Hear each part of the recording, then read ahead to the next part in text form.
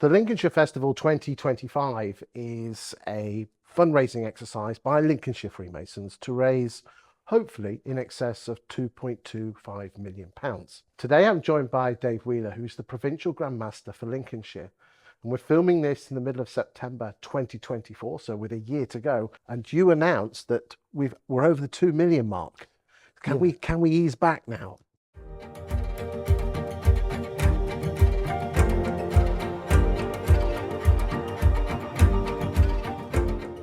Absolutely, absolutely not. No, it's been a tremendous effort to get to where we've got to, and I thank the chairman of the festival committee, Jez Highland, and his team, who have done a magnificent job. We had a fantastic launch, and then of course the pandemic hit and everything seemed to go on hold. But behind the scenes, the work continued. Now we're back up and fully running. We've had some fantastic events. We've had some great donations. Lodges have supported the appeal tremendously well.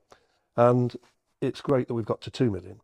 We've still got 0.25 million to go. But for me, the last year is usually the culmination of all of the efforts. And I'm hoping that we'll not only reach that target, but we will surpass it quite comfortably.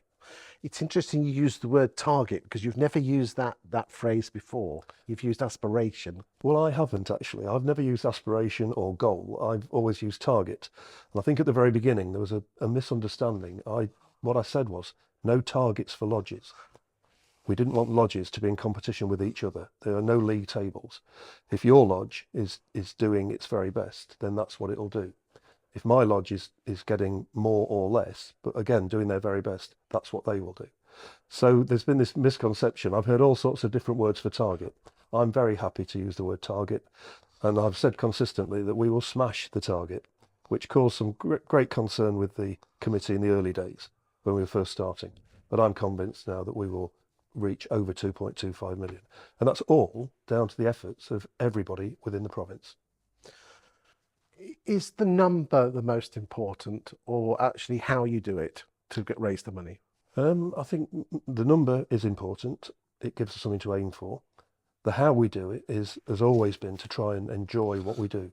If we have an event and we have a good time and we get together and we meet each other and enjoy it and raise money for the festival as a byproduct, that's a bit of a bonus.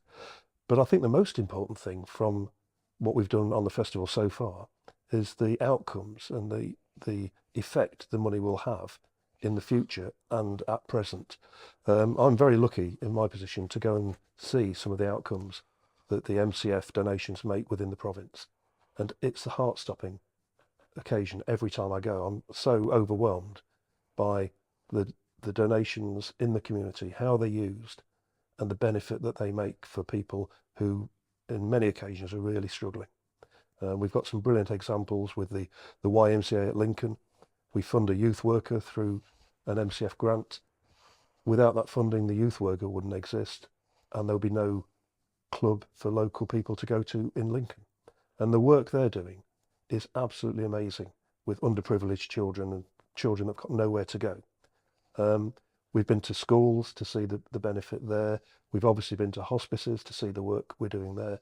And every time it makes me feel really humble, but also very, very proud to be a Lincolnshire Freemason. What would your message be to, the brethren out there that, have been putting their hands in their pockets? Because that's not what Freemason, we don't go rattling tins, do we? It all comes from ourselves. It does. I think there's been a lot of fun. I know there's been a lot of fun on my visits to lodges. There's been a lot of banter.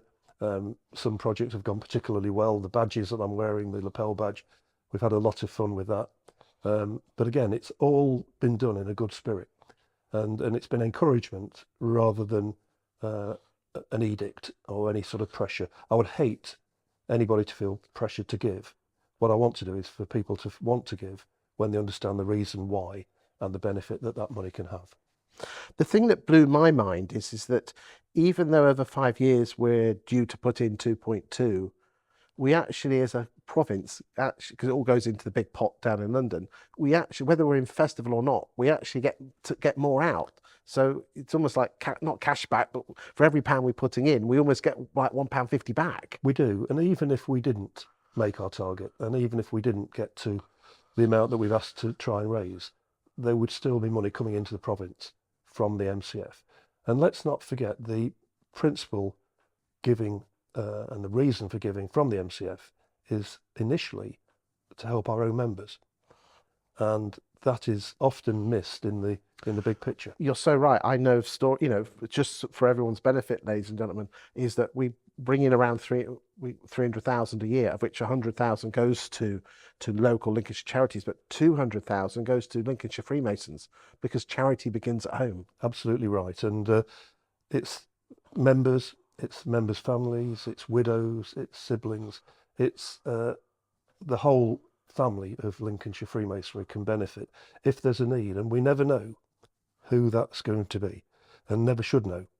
It's all very confidential, obviously, but you know, and I know that our donations might be helping a brother who's sat next who's struggling. Exactly right. And they wouldn't actually say anything to you because of the embarrassment. But it's just that, that's what we, if you recall, I know you know this, but, in the first degree ceremony with the Northeast Corner, charity is the first thing we talk about. And that's the most wonderful thing about Freemasonry, is that not only can you help the community, but you can help your fellow brothers. Yeah. And, a misconception from the public is that Freemasons are all wealthy, upper tier members of society. And actually, I don't ever look at myself like that, or many of my fellow members. I think we're all good guys, ordinary guys, doing what we enjoy doing, enjoying our hobby. But we never know if we're going to fall on hard times or struggle, particularly with the cost of living crisis, with the cost of healthcare, and all the things that can contribute to people getting into a little bit of trouble. And I know what you say. People are very proud and don't like to ask, but we can help without being asked. And I think that's the most important. If there's any brother watching this who feels that they could do with a hand, what's the best way for them to put their hand up without feeling embarrassed? Well, I think traditionally people have thought, well, I'll contact the charity steward or the almoner within the lodge, particularly the almoner. But the MCF have got a hotline now, which is completely confidential. And that is a really good starting point, to ring that hotline privately and explain what the issue is. And if the MCF can help, they will.